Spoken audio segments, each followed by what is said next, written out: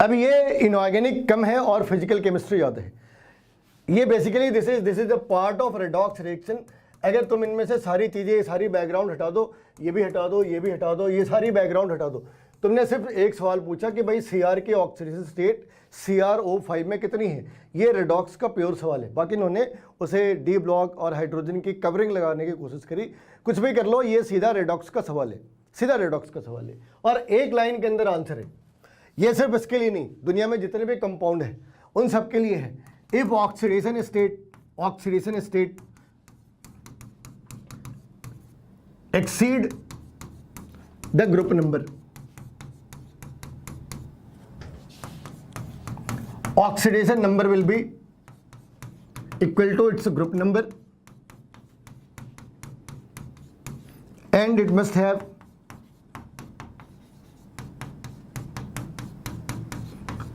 peroxide linkage.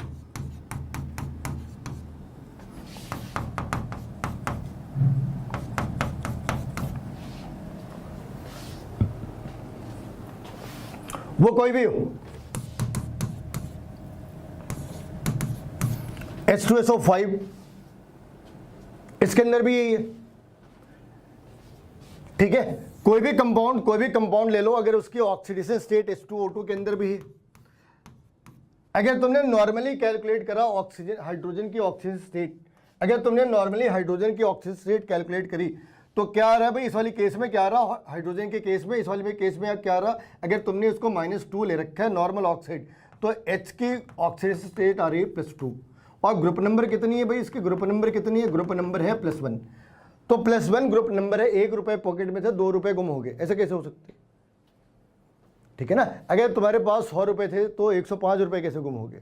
Politics में हो सकता है, रियल लाइफ में नहीं हो सकता, केमिस्ट्री में तो बिल्कुल भी नहीं हो सकता।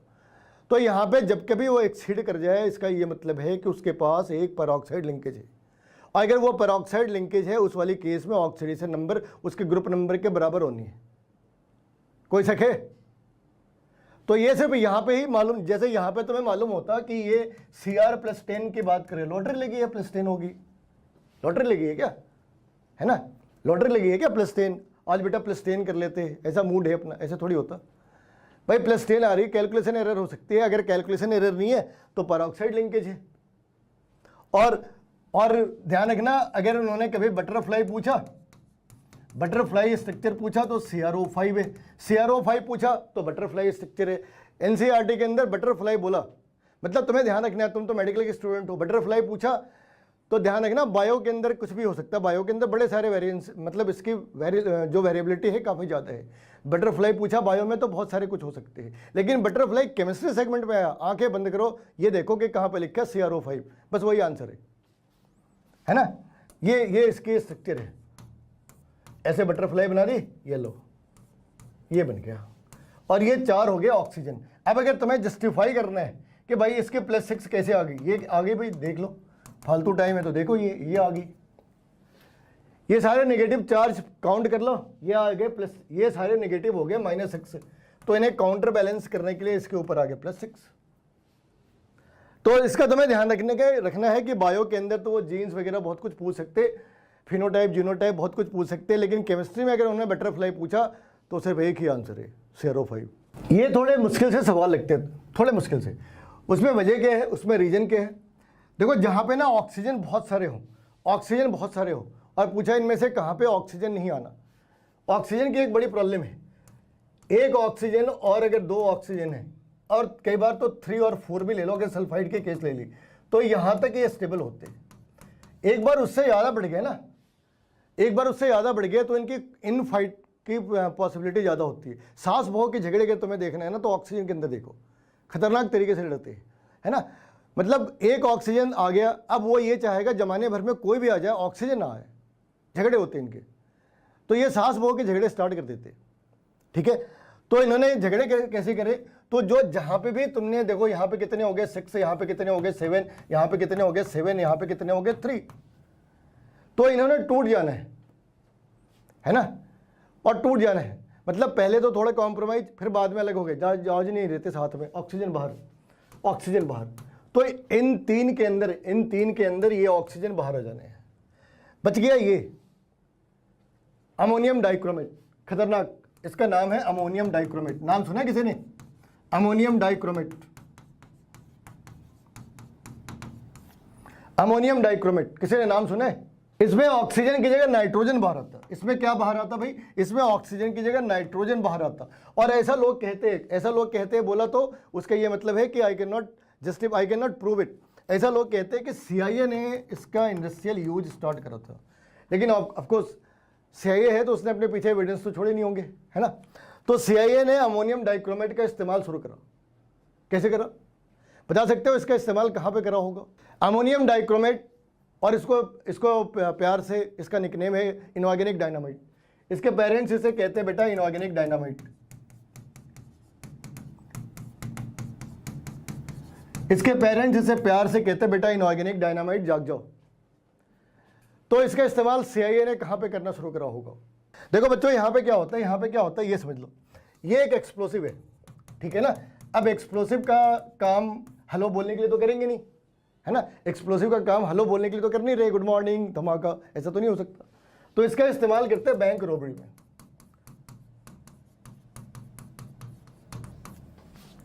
लेकिन एक प्रॉब्लम है, अगर बैंक लूटते हुए नोट्स में आग लग गई तो लूटा क्या लूटने गए थे? तो हमें एक ऐसा कंपाउंड चाहिए, एक ऐसा केमिकल चाहिए जो बैंक के लॉकर तो उड़ा सके लेकिन नोट्स को जला ना पाए। तो उन्हें एक दिन दिख गया ये अपना इनऑर्गेनिक डायनामाइट, ये इस पर्पस को पूरा करेगा, है ना। तो इसके लिए उन्होंने क्या निकाला? Nitrogen gas. इसने प्रेशर जनरेट करी, लॉकर टूट गया, लेकिन प्रिकॉशन भी है। अब आग अगर लग भी गई तो फैल नहीं सकती क्योंकि नाइट्रोजन है। तो जो नोट लूटने गए वो लूट सकते हैं। अब ये CIA वाले बताएंगे क्यों ऐसा करते क्यों है, लेकिन उन्होंने ऐसा करा था। अब यहाँ पे ना एक छोटी सी कॉमन सेंस लगानी है। कॉमन सेंस क्या है कि जो डिकम्पोजिशन रिएक्शंस होते हैं ना, वो ऑक्सीडेशन रिडक्शन वाले रिएक्शंस नहीं होते। जनरली जो डिकम्पोजिशन रिएक्शंस है वो ऑक्सीडेशन रिडक्शन वाले रिएक्शन नहीं होते।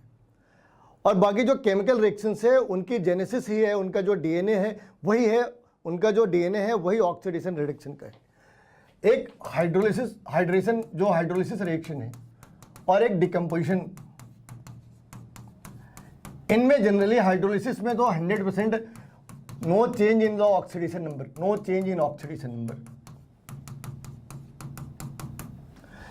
डिकम्पोजिशन के अंदर भी कई बार no change in the oxidation number हो जाते हैं। यहां पे भी मोस्टली ऐसा होता, यानी कि कुछ एक स्पेस ऐसे है जहां पे change in the oxidation number है। तो जो थर्मल डिकम्पोजिशन होती है, जैसे सपोज अगर तुमने KClO3 को डिकम्पोज करा, है ना, तो इसने क्या बना दिया जी? KCl plus O2। अब इस वाली केस में K की स्टेट कितनी थी? +5, अभी क्या पे -1, तो चेंज तो होगी। लेकिन मोस्टली जो डिकम्पोजिशन रिएक्शंस है उनके अंदर ऑक्सीडेशन रिएक्शन का चेंज नहीं होता। अब इस वाली केस में देखो, इस वाली केस में क्या है? इस वाली केस के अंदर क्या है? ये डिकम्पोज करना है और इन्होंने जनरेट करना है SO3। इस वाली केस में भी +6 है, इस वाली केस के अंदर भी +6 है। बाकी जगहों पे अगर ये ऑक्सीडाइज हो रहा, अगर कार्बन ऑक्सीडाइज हो रहा तो सल्फर ने रिड्यूस होना है। और सल्फर अगर +6 में है और अगर वो रिड्यूस हो जाए तो +4 भी जा सकते, +2 भी जा सकते। यहाँ पे देखो इस वाली केस में दो चीज़ें हैं, एक ही एलिमेंट है जो ऑक्सीडाइज भी हो रहा, रिड्यूस भी हो रहा, ठीक है ना। तो सल्फर यहाँ पे 0 पे है, इस वाली साइड पे तो कुछ तो जाएगा। अगर ये ऑक्सीडाइज हो रहा तो इसने रिड्यूस होना है, तो +6 आखिर में +6 तो रहना नहीं। वैसे ही इस वाली केस के अंदर भी है। तो यहाँ पे हमने इस बात का ध्यान रखना है कि मोस्टली जो डिकम्पोजिशन रिएक्शन है और जो हाइड्रोलिसिस रिएक्शन है वहाँ पे ऑक्सीडेशन नंबर के चेंज नहीं होते, लेकिन डिकम्पोजिशन में फिर भी कई बार हो जाते हैं। इस वाली केस में नहीं होना। और बाकी तुम्हें आइडिया लगाने का तरीका क्या है? तुमने देखा भाई ये सारे के सारे ऑक्सीडेशन रिडक्शन बेस्ड थे। अगर C है जो ऑक्सीडाइज हो रहा तो सल्फर ने रिड्यूस होना है। अगर सल्फर पहले से +6 में है तो रिड्यूस होके वो +6 तो बनाएगा नहीं। ये एक बार फिर से पहले जैसे ही सवाल है, बताने की जरूरत नहीं, आसान सा सवाल है। इस वाली केस में ध्यान रखना, यहाँ पे ये आंसर गलत है क्योंकि यहाँ पे इन्होंने सल्फाइड लिखा है, ये आंसर सही है। तो ये जानबूझकर ऐसे ऑप्शंस क्रिएट करते हैं क्योंकि इंसान की साइकोलॉजी क्या है, उसने देखा Cr2 और 3, बस आंसर आ गया। अच्छा एक बार आगे भी देख लो कि क्या लिखा है ना। Cr2SO3 बस आ गया, यही तो आंसर है। तो तुम्हें इस वाले माइंडसेट से बचना है। जो चीज़ें बड़ी आसानी से मिल जाती है कई बार गलत भी होती है, ठीक है, जो चीज़ें आसानी से मिल जाए कई बार गलत होती है। कई कई फ्रेंड जो बड़े आसानी से रोड चलते बन जाते हैं ना, वो उतने ट्रस्टवर्दी नहीं होते। अब ये फॉस्फोरस एसिड के साथ हो या किसी भी नॉन मेटल एसिड के साथ हो, ये सिर्फ फॉस्फोरस एसिड के साथ नहीं है, फॉस्फोरस के साथ हो सकती है, नाइट्रोजन के साथ हो सकती है, सल्फर के साथ हो सकती है, क्लोरीन के साथ तो खैर नहीं हो सकती। तो ये इन सबके लिए वैलिड है। अगर तुमने ये देखना है कि इनकी reducing property that is directly proportional to non metal plus hydrogen bonding, कितने नॉन मेटल और हाइड्रोजन बॉन्ड है, कितने नॉन मेटल और हाइड्रोजन बॉन्ड है, जितने ज़्यादा होंगे, ठीक है ना, नॉन मेटल और हाइड्रोजन के बीच जितनी बॉन्ड होगी उतनी ज़्यादा इसकी रिड्यूसिंग प्रॉपर्टी है। Higher the number of non metal hydrogen bond, higher is the ability to act as a reducing agent. ठीक है, अब इस वाली केस में हमने कैसे पता चलना, या तो हम सबके स्ट्रक्चर ड्रॉ कर ले, ठीक है, लेकिन एग्जाम के अंदर इतना टाइम नहीं होता कि हम सबके बैठ के स्ट्रक्चर ड्रॉ करते रहे। तो उसका एक तरीका ये है कि हाइड्रोजन इन तीनों में कांस्टेंट है, तो ऑक्सीजन जिसमें सबसे कम होनी है, जिसके अंदर ऑक्सीजन सबसे कम होनी है, वही आंसर है। तो यहाँ पे सबसे कम किसके अंदर है? तो इसके दो तरीके हैं, या तो तुम्हें सारे स्ट्रक्चर पता हो, या तो तुम्हें सारे स्ट्रक्चर पता हो फिर तुमने इसे लिख लिया, ठीक है, वो भी तरीका सही है, मगर तुम्हें एग्जाम के अंदर अपना कॉमन सेंस भी यूज करना है कि भाई 3 है, 4 है, 2 है और H तो सब में कॉमन है। तो अगर ऑक्सीजन कम हो गई तो फॉस्फोरस ने अपना 5 बॉन्ड मेंटेन करना है, तो उसने 5 बॉन्ड मेंटेन करा, कैसे होगा फिर? तो उसने 5 बॉन्ड ऐसे मेंटेन करा है, इसके अंदर 2 pH बॉन्ड है और ये मैक्सिमम है, बाकी किसी भी स्ट्रक्चर के अंदर 2 pH बॉन्ड नहीं होंगे, ठीक है, कोई शक है?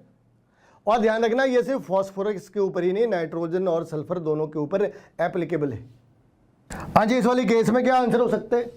तो यहाँ पे जब स्टार्ट करा था ना, जब ही लिखा था कि KMnO4 के जो 3 अलग अलग मीडियम है, एसिडिक मीडियम, बेसिक मीडियम और न्यूट्रल मीडियम, उसमें इनका बिहेवियर पैटर्न क्या है, 5, 3 और 1। तुम इसे ऐसे याद रख सकते हैं, 5, 3, 1 ये डिक्रीजिंग ऑड नंबर है, पहले 3 odd number, decreasing odd number. ये एसिडिक मीडियम में, ये न्यूट्रल है और ये बेसिक है। तो इसने पूछा कि आप ये बताओ कि किस वाली केस के अंदर KMnO4 H2O2 के साथ एसिडिक मीडियम में, यानी कि हमने ये दोनों मीडियम को रूल आउट कर देना है। अब उसने कितने इलेक्ट्रॉन एक्सेप्ट कर लिए? 5, तो वो खुद किस में कन्वर्ट होगा? Mn+2 में। Mn+2 कहाँ पे भाई? इन दो जगहों पे Mn+2 है। अब सवाल ये है कि ऑक्सीजन बनेगा या ओजोन? आंसर है ऑक्सीजन बनेगा, ओजोन बनाने का ये तरीका है ही नहीं, ओजोन तो इसे वापस रिड्यूस कर देगा। ओजोन एक, देखो अगर हमने O3 ले रखा है और KMnO4 ले रखा है, ये ऐसे ही अनस्टेबल वाले के लिए, तो ये गलत है, ओजोन जनरेट नहीं होता, ऑक्सीजन जनरेट होते हैं। ये NCERT में उन्होंने ये इक्वेशन दे रखी है और इसलिए ये थोड़ा इंपॉर्टेंट भी है। ये कह सकते हो मेमोरी बेस्ड है, ये कह सकते हो मेमोरी बेस्ड है, थोड़ा इंपॉर्टेंट भी है। इंपॉर्टेंट इसलिए क्योंकि ये NCERT के अंदर दे रखा है। अब इसमें क्या है, इसमें एक सिंपल सी लॉजिक ये है कि किसी भी कंडीशन के अंदर आयोडीन +7 में इस तरीके से नहीं जा सकता।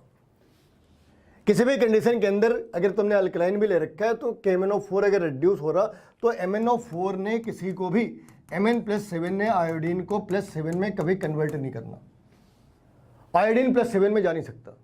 देखो भाई यहाँ पे क्या है ना, इनऑर्गेनिक के अंदर एज सच कोई मैकेनिज्म नहीं है, ठीक है, लेकिन तुम्हें समझना है बेसिकली क्या होती है। लोग ने इस बात से डर जाते हैं कि इनऑर्गेनिक में रिएक्शंस है। भाई रिएक्शंस है, लिखे हैं, लेकिन दो चीज़ें हैं, क्या वो इतने मुश्किल है और कितने आते हैं, दोनों चीज़ें हैं। तुम खुद से ये बताओ कि जो आउट ऑफ 45 क्वेश्चंस होते हैं, इनमें प्योरली रिएक्शन बेस्ड कितने प्रॉब्लम होते हैं, इनमें रिएक्शन बेस्ड कितने प्रॉब्लम होते हैं? देखो बेसिकली ज़्यादा से ज़्यादा ये 2 होते, 4 भी नहीं होते। तो तुम ये मान सकते कि इनके 10% के अप्रॉक्स 10% से भी थोड़े कम इनकी कॉम्बिनेशन होती है। और ये जो 10% आते हैं ना, इन 10% में से 90% की लॉजिक होती है। तो आप उस 90% का डर अपने दिमाग से निकाल दो। 10% में जो 90% है ना, उसकी लॉजिक है, और ये पूरी क्लास उसी लॉजिक को आइडेंटिफाई करने और उसे प्रैक्टिस करने के ऊपर है।